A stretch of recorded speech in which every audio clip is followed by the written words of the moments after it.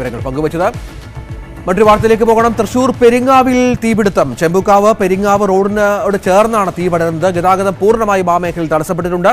തീ അണയ്ക്കാനുള്ള ശ്രമം തുടരുന്നുണ്ട്. നമുക്ക് ദൃശ്യങ്ങളിലേക്കൊന്ന് പോകാം.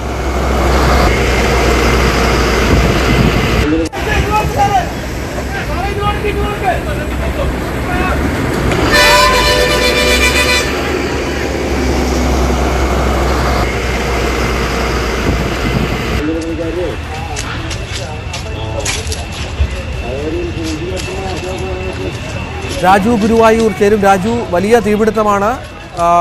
വലിയ തോതിൽ തീ പടരുന്നുണ്ട്.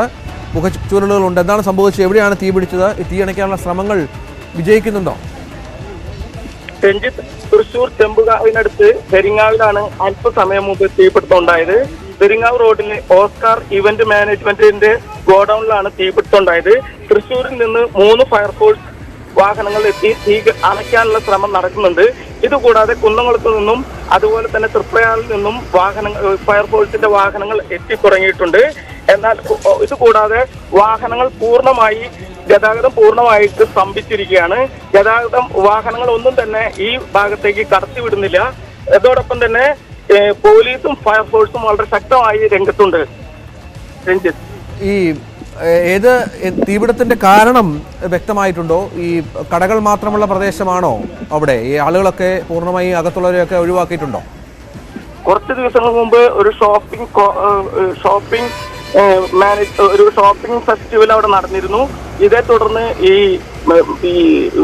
ഗോഡൌൺ ഈവന്റ് മാനേജ്മെന്റ് നടത്തുന്ന, അതായത് ഇവിടെ ഏകദേശം എല്ലാ ഫംഗ്ഷനുകളിലും ഈവന്റ് മാനേജ്മെന്റ് നടത്തുന്ന ഒരു പാർട്ടിയുടെ ഗോഡൌൺ ആണിത്. വളരെ വിപുലമായ ഗോഡൌൺ ആണ്.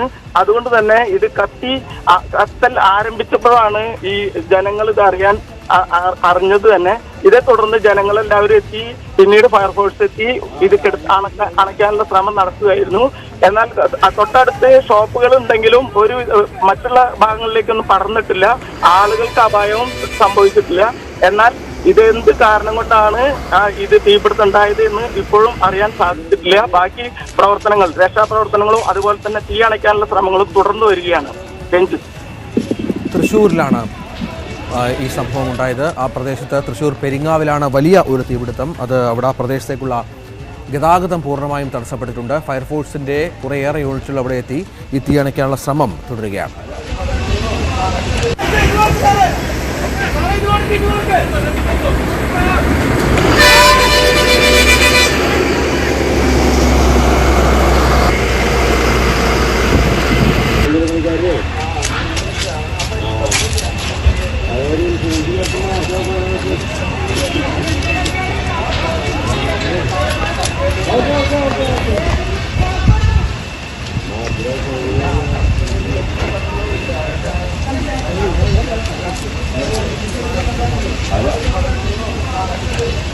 ആ